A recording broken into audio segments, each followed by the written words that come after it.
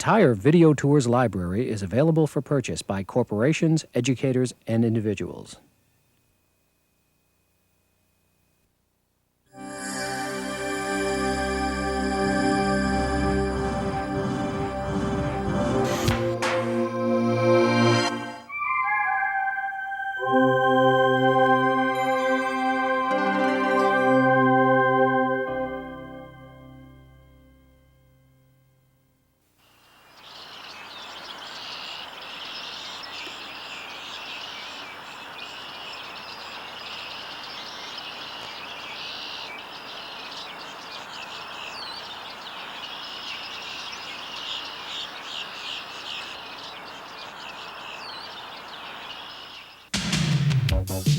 On the spectacular west coast of Florida, in one of the nation's fastest growing urban areas, you'll find one of the world's most unusual places, an unpredictable collection of delights called Busch Gardens.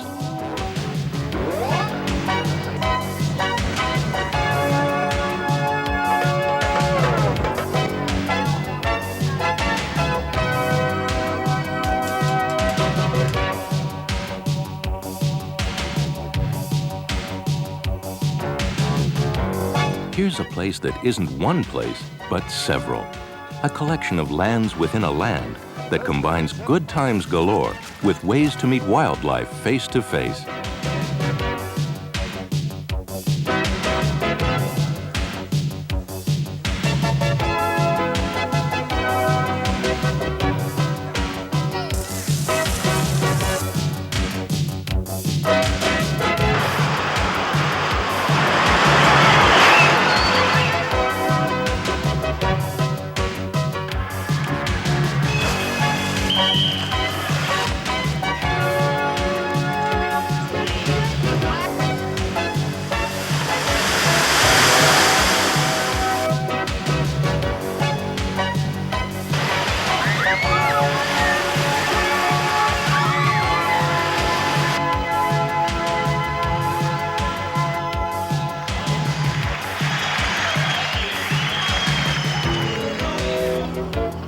It's a place where fun sits side by side with some of the world's most beautiful sights. A showcase of nature, designed and built by people.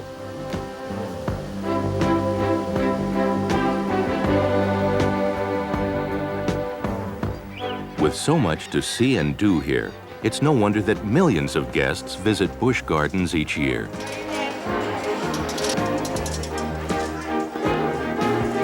What is a wonder is the park itself, a combination of wild times and wildlife that's like no place else on Earth.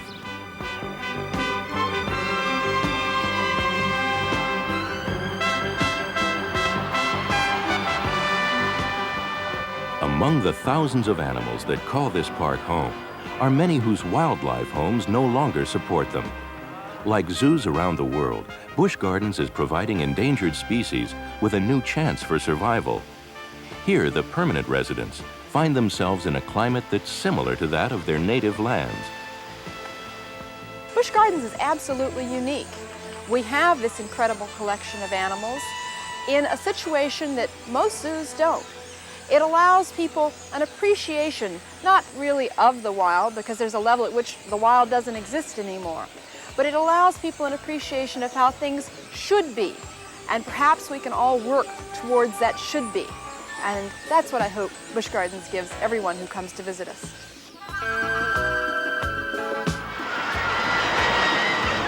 A lot of people come here just to have fun. We want them to have fun, but we also want them to understand all the thrill of getting to know wildlife.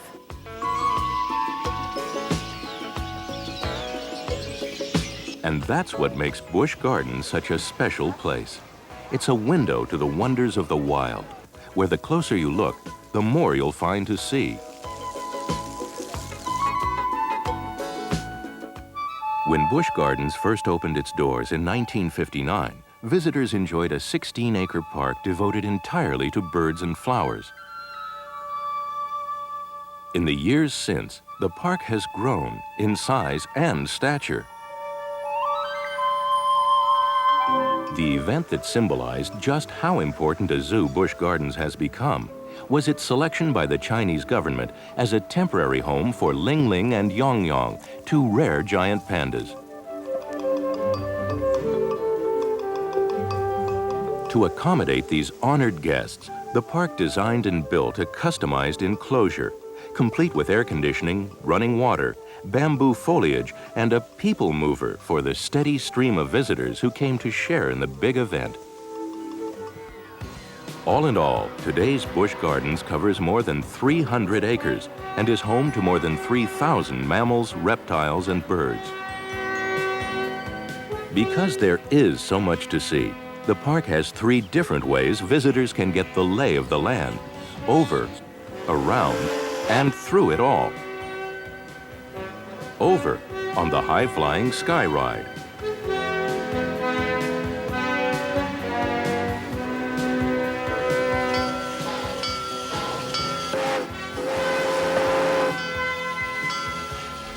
Around on one of the Transvelt Railway's old-fashioned steam engine trains.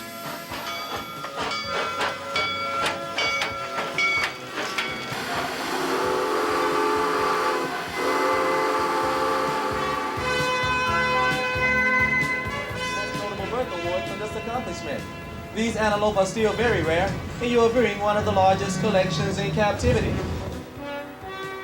And through the heart of one of the largest animal habitats in any zoo, on the sleek Busch Gardens monorail, as it glides across the magnificent Serengeti Plain.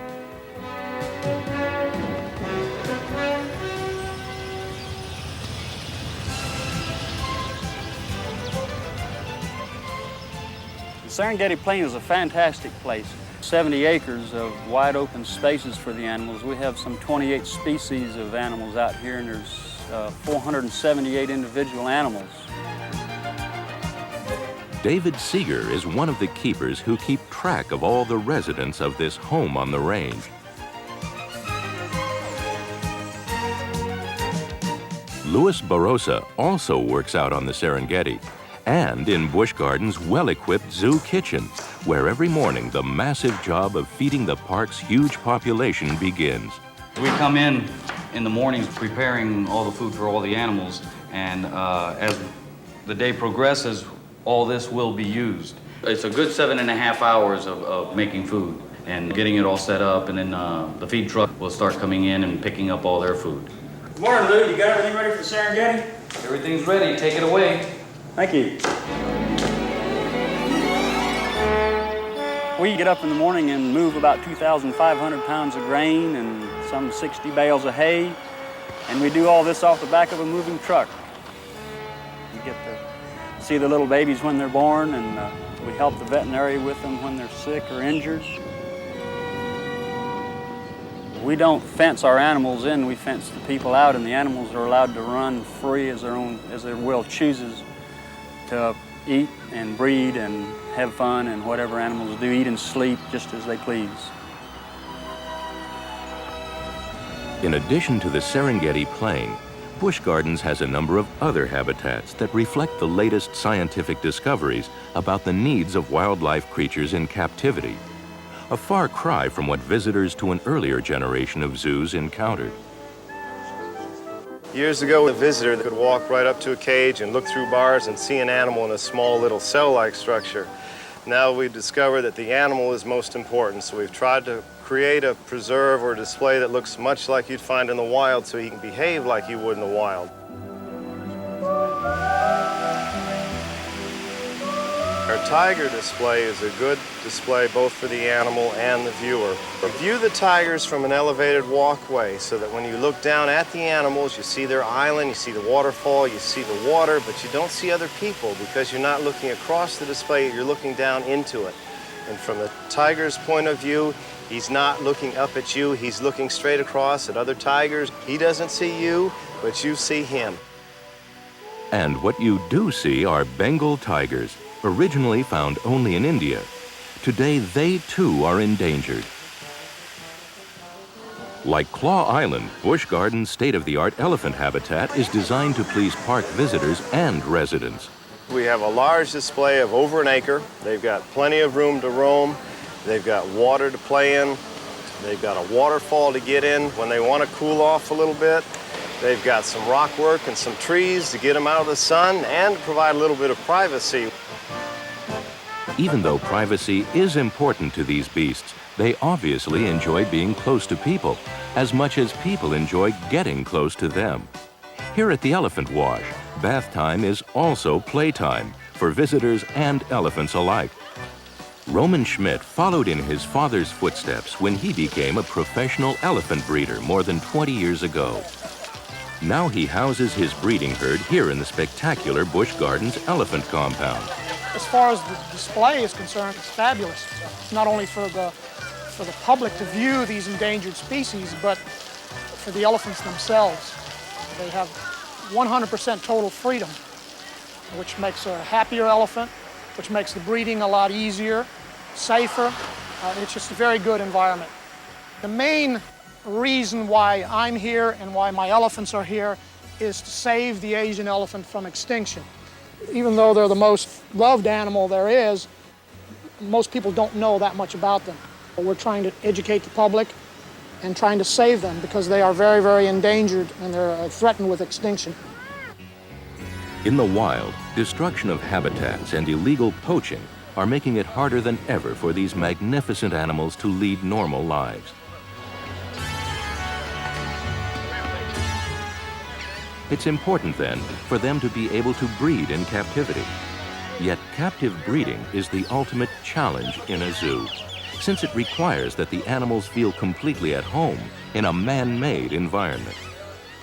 The mortality rate for captive bred elephants is very, very bad for some unknown reason. We don't know yet if it's because of the institutions or it's just captivity, but we've had the most success of any private breeding program anywhere in the world. These youngsters are only two of more than 1,000 critters born or hatched annually here at Busch Gardens. But of them all, this not-so-little baby may represent one of the most remarkable captive breeding success stories in recent history.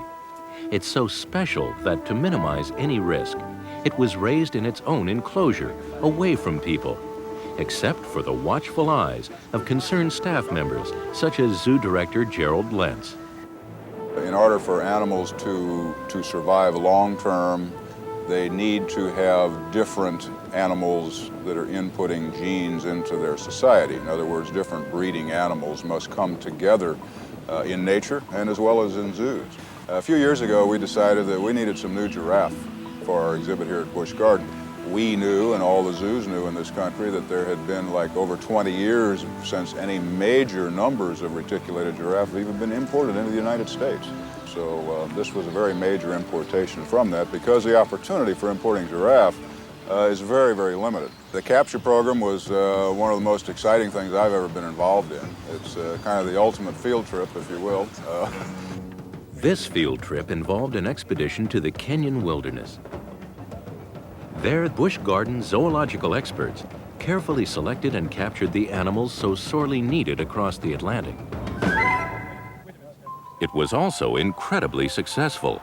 After a few months in quarantine, 17 young, healthy, reticulated giraffes, named for the reticulated or web-like patterns on their coat, made a new home for themselves on Busch Gardens' Serengeti Plains.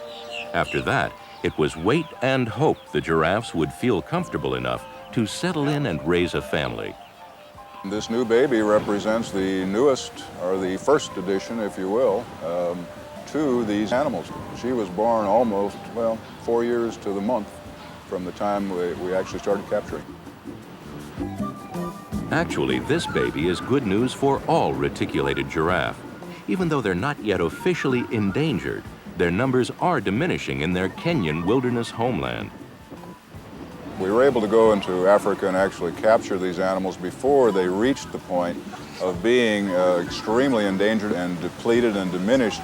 The giraffe, to me, is a magnificent animal. I think that when you see it in a zoo or in captivity, it stops you and makes you look at it because it is big, it's strange, it's interesting.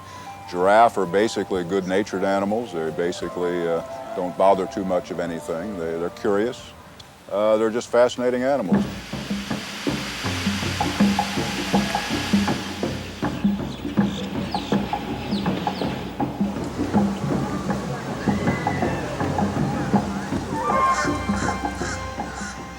a very real sense, all wildlife is fascinating. But in a world where thousands of acres of wilderness are being lost every day, an alarming number of species face an uncertain future. For example, these beautiful Grevy's zebras, named after one-time French President Jules Grevy, were once abundant on the African plains of Kenya, Somalia, and Ethiopia. Now, with their natural habitat disappearing, their main breeding grounds are zoos. Here at Busch Gardens, you'll find one of the largest and most productive herds of Grevy's in the world, which makes these creatures both irresistible and irreplaceable.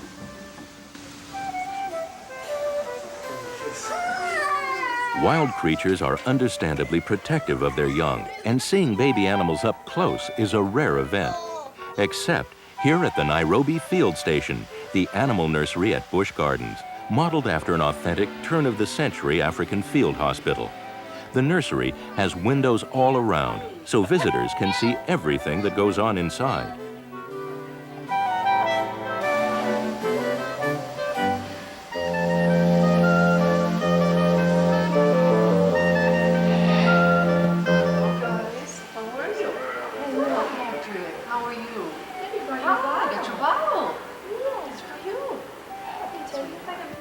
Babies are important to the park's wildlife conservation work, so this facility has been equipped with everything that animal attendant Debbie Bond and her colleagues need to keep an amazing range of youngsters healthy and growing.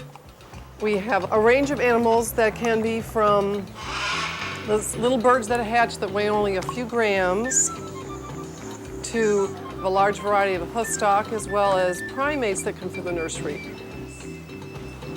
What I'm feeding right now is a baby Cape buffalo. This little buffalo is only 9 weeks old, if you can believe that. When she was born, she was about 115 pounds, and she's probably about twice that size right now. And with enough tender loving care, this is what growing up will mean to that same Cape buffalo, reaching an adult weight of up to 1,800 pounds. Obviously, being a surrogate parent can be a big job. We believe that the animals should remain with their mothers if everything's fine, but a lot of times it just doesn't work out that way. Sometimes the mother has a problem. There's a medical difficulty with the mother or the baby that would warrant the baby coming into the nursery. Sometimes for reasons that we're not sure of and we don't really fully understand yet, animal mothers in zoos refuse to take care of their young, so the nursery would be the next stop for them. You get the same kind of medical attention that any human baby would get.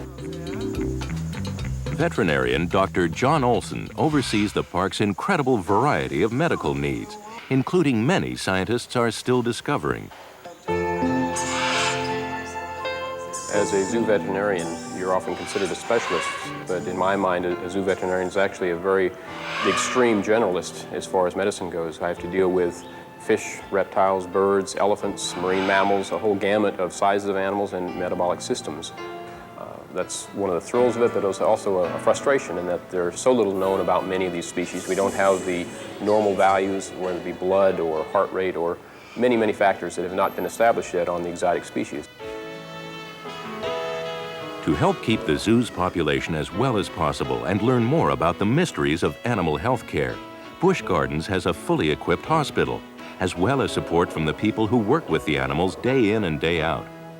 It's impossible with a collection of our size to get out and see every animal on a daily basis or even a weekly basis as a staff veterinarian. I rely on the keepers and attendants who deal with them daily, who are out there feeding them, to notice if there's a problem. For birds of prey, there's another source of support that extends all the way from Missouri. There, the Anheuser-Busch Company supports an organization called the Raptor Rehabilitation and Propagation Project, Incorporated, that helps injured birds of prey, or raptors, regain their flying abilities. Here at Busch Gardens, the center helps provide a special chance for visitors to see and learn about these magnificent creatures and their remarkable abilities. Many of the raptors that we have in the show are very young birds. They were raised in the Raptor Project. So actually, they're still learning how to do a lot of things. It does not have any feathers on it. Lisa Harris helps train and rehearse the cast of the spectacular Busch Gardens Bird Show. We spent a great deal of time establishing a relationship based on trust and affection. First of all, we establish the fact that they are fed on a glove, which is on the handler's hand. The bird is then placed, say, on a perch and asked to step onto the glove to receive his food. Then we'll back up the perch a few more inches to where he actually has to jump onto the glove to receive the food. Back it up to where he has to flap his wings to reach that glove. We're doing the same thing, in fact, that the adult birds will be doing in the wild, teaching the youngsters how to fly. On your marks, get set, and go! The bird show teaches more than the birds involved. Like the other animal shows at Busch Gardens, it also teaches people in the audience a never-to-be-forgotten lesson about the wonders of animal behavior. I would hope in watching Bo and I work together, they can see that Bo is an individual.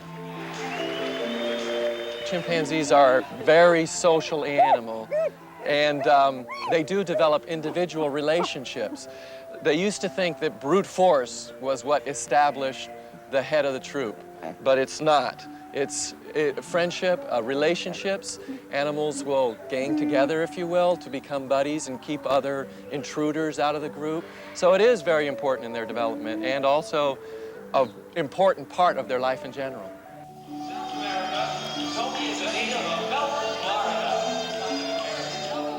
In watching us do a lot of things together, they can see that we communicate on a lot of different levels. And I would hope that by that they could tell that even though Bo and I do look completely different, we do have a lot in common. He is my friend. So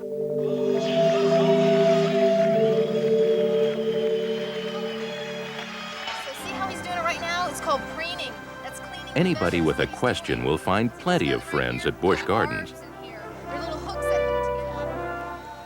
That's because more and more, the theme of this theme park is getting people in closer touch with the often fragile wonders of nature.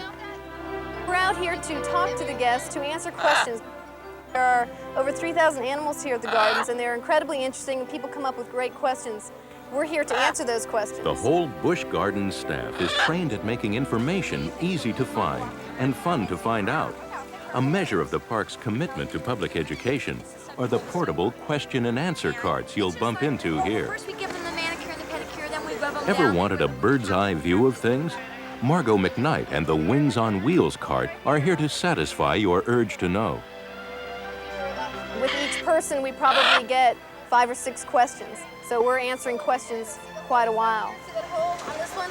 We just make a little hole and then empty all the contents out. It's liquid, just like The park is finding more and more ways to help guests learn more about the wonders of nature. Of course, sometimes the questions are just as interesting as the answers. most interesting question I've ever heard is this a panda egg? The answer was no. At Busch Gardens, you'll find that facts aren't just part of the fun. Public information is one of the park's most important goals. After all, the more you know about the wonders here, the more you're likely to care about them, here and in their worldwide struggle for survival. We've gone from overviews to close-up looking, seeing, touching, and asking. But if you get the feeling we haven't quite covered it all, well, that's just another familiar feeling after a day at Busch Gardens. There's always something else enticing you to stay a little longer. You can't see everything in a day's time. I like the white tiger. I like the elephant. I like the monkey. Elephant. It's actually more educational than what we thought it would be. We just had a wonderful time all day. This is my second time here. I'd definitely come back. The main reason people enjoy coming back to zoos like Busch Gardens again and again is that some of the most important animals here are people. Pleasing people is part of the job at every modern zoo, since people who've enjoyed seeing nature's wonders are more likely to take home an increased appreciation of them, and hopefully add to the ranks of those who care about preserving our natural heritage the world over. So come and enjoy it all. The animals, the rides, the restaurants, flowers, sights, sounds, songs, and everything else that's here, awaiting you and your return.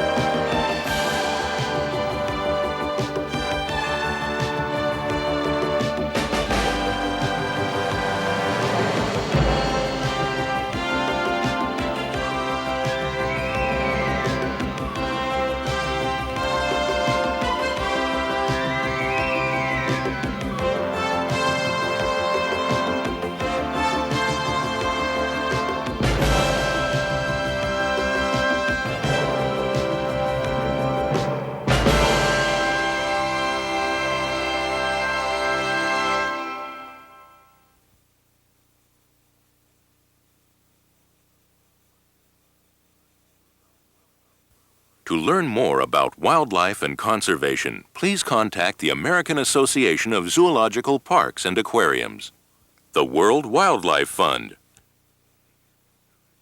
and the Nature Conservancy.